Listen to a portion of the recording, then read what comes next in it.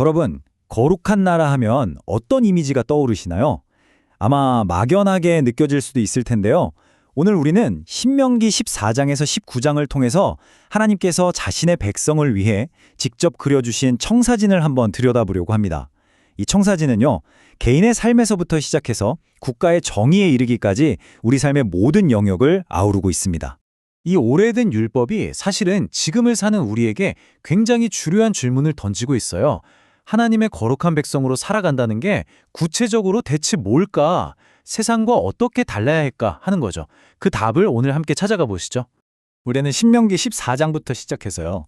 개인의 구별된 삶이 어떻게 은혜를 나누는 사회로, 그리고 공정한 예배와 질서가 있는 나라로, 마지막에는 하나님의 말씀과 생명의 정의가 살아있는 공동체로 확장되는지 그 흐름을 쭉 따라가 볼 겁니다. 자, 먼저 신명기 14장입니다. 여기서 가장 중요한 핵심은 바로 이거예요.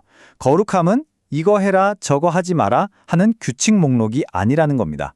거룩함은 우리가 누구인지, 우리의 정체성에 대한 선언입니다. 바로 이 말씀, 신명기 14장 2절이 모든 것의 기초가 됩니다. 너는 내 하나님 여호와의 성민이라. 하나님이 세상 모든 민족 중에서 택하신 보배로운 백성, 이게 바로 우리의 정체성이라는 거죠. 그러니까 슬픔을 표현하는 방식 하나까지도 세상과 달라야 한다고 말씀하시는 겁니다. 14장을 보면 이 거룩한 정체성이 구체적으로 어떻게 삶에서 드러나는지 세 가지를 딱 짚어주는데요.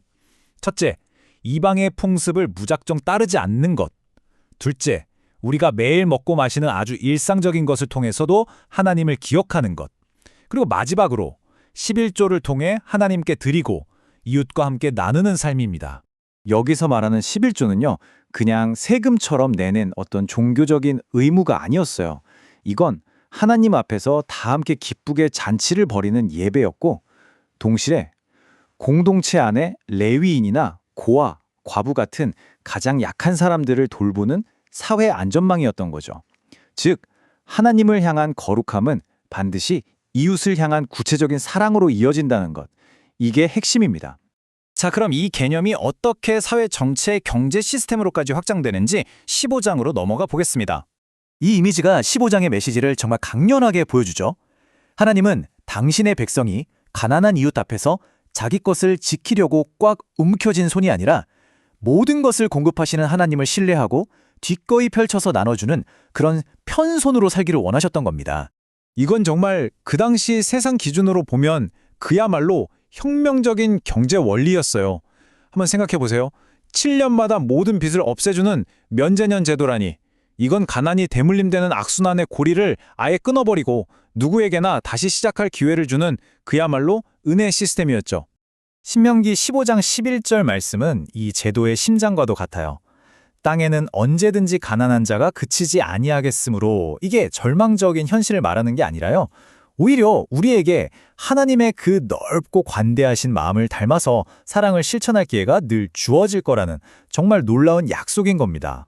자, 이렇게 개인과 사회의 거룩함을 다뤘다면 이제 16장과 17장에서는 국가 공동체 전체의 이야기, 바로 예배와 리더십에 대해 이야기합니다. 하나님께서는 백성들이 그분의 은혜를 일상 속에서 잊지 않도록 세 가지 중요한 절기를 통해 연간 예배의 리듬을 만들어 주셨습니다. 6월절을 통해서는 애굽에서의 구원을 기억하고, 77절로는 거두게 하신 은혜에 감사하며, 초막절에는 그분의 보관에서 모두가 함께 기뻐하도록 말이죠. 그런데요, 정말 의미심장한 건 예배에 대한 규정 바로 다음에 이 명령이 나온다는 겁니다. 너는 반드시 공의만을 따르라. 공의로운 재판관을 세우라는 거죠. 이걸 보면 알 수 있습니다. 하나님께 드리는 참된 예배와 사회의 올바른 정의를 세우는 일은 절대로 분리될 수 없는 하나라는 걸요. 세상의 왕들은 보통 자기의 힘과 부와 권력을 과시하려고 하잖아요. 그런데 하나님께서는 이스라엘의 왕에게는 아주 엄격한 제한을 두셨어요. 왕은 율법 위에 군림하는 사람이 아니라 오히려 매일 율법책을 겉에 두고 읽으면서 그 말씀에 순종해야 하는, 백성을 섬기는 첫 번째 사람이었던 겁니다. 자, 이제 마지막 부분입니다. 이 거룩한 나라가 어떻게 하나님의 음성을 분별하고 또 법 제도를 통해서 인간 생명의 존엄성을 지켜나가는지 18장과 19장을 살펴보겠습니다. 신명기 18장은 하나님의 뜻을 아는 길을 아주 명확하게 제시합니다. 점을 치거나 마법을 쓰거나 죽은 자에게 묻는 그런 세상의 미신적인 방법이 아니라는 거죠. 대신 하나님께서 세우실 모세와 같은 한 선지자, 그의 말을 들으라고 하십니다. 이 약속은 결국 말씀 그 자체이신 예수 그리스도를 통해 온전히 성취됩니다. 하나님께서 생명의 가치를 얼마나 귀하게 여기시는지 우리는 이 도피성 제도에서 정말 선능하게 볼 수 있어요. 이 놀라운 제도는 실수로 사람을 죽인 사람과 고의로 죽인 사람을 철저히 구별했거든요.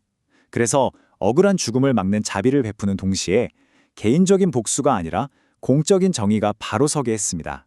이처럼 신명기 19장이 보여주는 하나님의 정의는 여러 기둥 위에 굳건히 서 있습니다. 무고한 자를 보호하는 자비의 기둥, 죄는 반드시 처벌하는 공의의 기둥, 그리고 이 모든 것을 떠받드는 진실의 기둥. 이 놀라운 균형, 이게 바로 하나님의 정의의 핵심입니다. 결국 이 모든 율법 조항들을 하나하나 따라가다 보면 우리는 하나님의 성품과 만나게 됩니다. 생명을 사랑하시고 거짓과 탐욕을 미워하시며 약한 자에게는 한없는 자비를 베푸시는 분. 율법은 바로 그 하나님의 마음을 우리에게 비춰주는 거울인 셈이죠. 자, 이 고대의 청사진이 하나님의 성품을 반영하는 나라의 모습이라면 이건 오늘을 사는 우리에게도 깊은 도전이 되지 않을까요? 이 율법 속에 담겨있는 은혜의 경제, 섬김의 리더십, 그리고 생명을 존중하는 정의의 원칙들을 오늘 우리의 가정과 교회, 그리고 사회 속에서 어떻게 살아낼 수 있을지 한번 깊이 생각해보는 시간이 되었으면 합니다.